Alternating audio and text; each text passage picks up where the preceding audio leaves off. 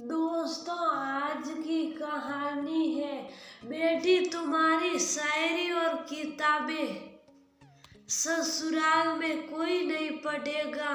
दोस्तों, कहानी शुरू करने से पहले अगर आपने हमारे चैनल को अभी तक आपने सब्सक्राइब नहीं किया हो तो कर लीजिए ताकि आपके पास पहुंचे हर नया वीडियो।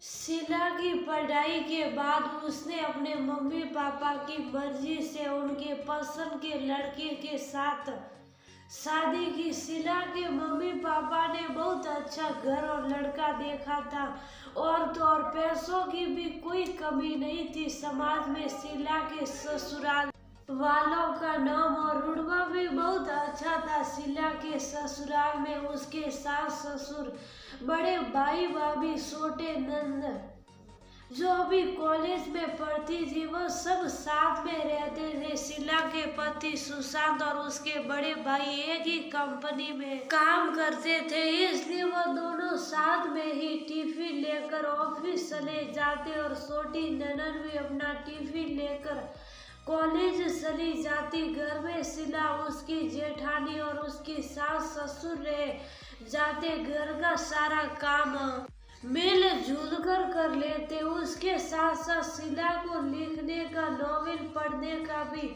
बहुत शौक था। शीला को जब भी वक्त मिलता तो नॉवेल पढ़ लेती या अपनी डायरी और पेन लेकर कुछ लिखने बैठ जाती। ये बात उसके पति सुशांत को भी पता थी, मगर इस बात से सुशांत को कोई तकलीफ नहीं थी। कभी कभी वह अपने शायरी, कविता या कहानी अपने पति सुशांत को भी सुनाया करती। सुशांत को भी उसकी कविता और कहानी अच्छी लगती, वह उसकी तारीफ करता। शीला ने एक किताब लिखी थी जो सुशांत को भी नहीं पता था, लेकिन एक दिन अपनी अलमारी से फाइल ढूंढते वक्त सुशांत के हाथों में शीला की वह डायरी आ गई। सुशांत ने डायरी के पहले 2 पन्ने उसी वक्त पढ़ लिए जो बहुत ही दिलचस्प लगे, इसलिए सुशांत ने वह डायरी अपने पास रख ली और वह उसे अपने ऑफिस ले गया। जैसे ही सुशांत को थोड़ा सा वक्त मिलता वह शीला की डायरी पढ़ने लगता। ऐसे करके कुछ ही दिनों में उसने वह डायरी पढ़ ली और सच में वह एक बहुत अच्छी प्रेम कहानी थी, जिसमें जैसे शीला के दिल की हर एक बात हो। ऐसा सुशांत को डायरी पढ़ के लगा। तब सुशांत के मन में ख्याल आया कि क्यों ना इस डायरी को ही किताब का नाम दिया जाए और ये प्रेम कहानी सबको सुनाई जाए। इसलिए अपने मम्मी पापा और भैया भाभी से बात करके उनकी इजाजत लेकर सुबह से सुशांत ने वह डायरी को एक किताब का रूप दे दिया और शीला की सालगिरह पर सुशांत ने उसी की लिखी हुई डायरी किताब के रूप में उसे देते हुए कहा कि अब तुम्हारे पास 1 साल और है अपनी नई किताब लिखने का। हम सबको तुम्हारी ये प्रेम कहानियाँ बहुत पसंद आई है, तो अब दूसरी किताब लिखना भी शुरू कर दो। ये बात सुनते ही शीला के तो होश ही उड़ गए, क्योंकि उस किताब के बारे में उसने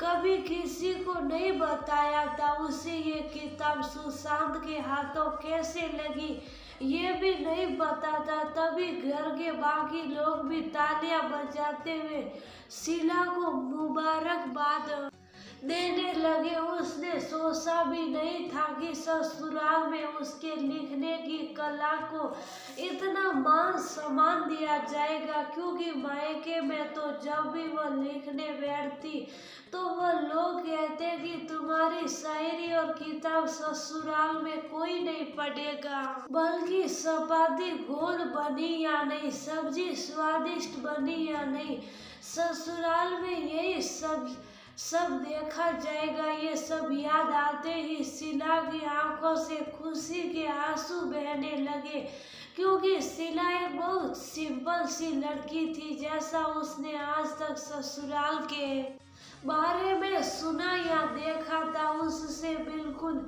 उल्टा उसका ससुराल और उस घर के लोग थे। यहाँ जो जो देखा सुना था उससे उल्टा ही हो रहा था। शीला के ससुराल वाले शीला की बहुत तारीफ करते और जहाँ भी जाते सबके पूछते, पर बड़े गर्व से कहते कि हमारी शीला हाउस वाइफ के साथ साथ एक बहुत अच्छी राइटर भी है और ये कविता और कहानी बहुत ही अच्छी लिख लेती है। तो दोस्तों, हर बार ससुराल वाले ही गलत हो ये भी सही नहीं। कहीं घर में आजकल बहू को बेटी का दर्जा दिया जाता है, मगर ये बात भी सच है कि बहू को भी ससुराल में सबको मान सम्मान देना चाहिए, तभी वह उनके दिल में अपनी जगह बना सकती है। क्योंकि ताली एक हाथ से नहीं बजती, वैसे ही अगर ससुराल में आपको मान सम्मान चाहिए तो पहले सबको मान सम्मान देना भी सीख